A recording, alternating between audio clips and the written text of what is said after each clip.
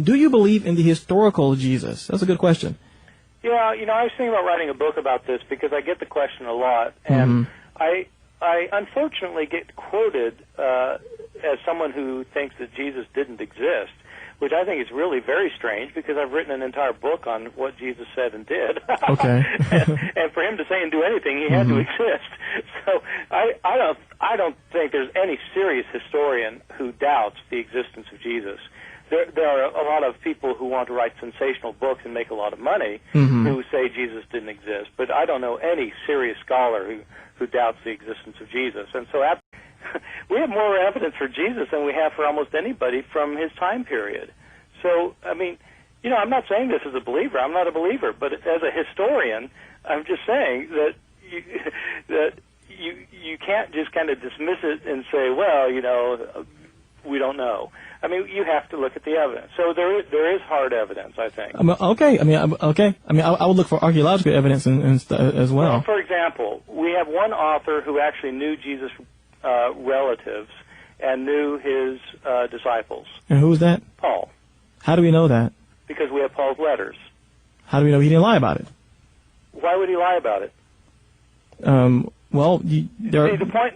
But there are people. There are people. But Paul says things about Jesus as off-the-cuff comments, where he's not making a point.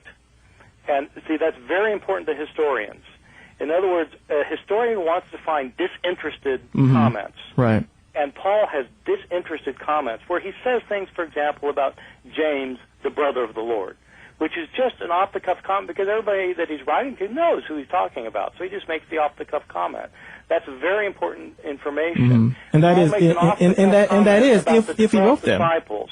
Now, if he even wrote that. This comment about the 12 disciples, if in fact, so the whole point is that you've got a disinterested comment from somebody who actually knew these people. If he even wrote that, though, correct? Because isn't there some? No, there's no doubt about Paul writing Galatians. Are there some theories that suggest that maybe Paul himself had scribe that wrote for him?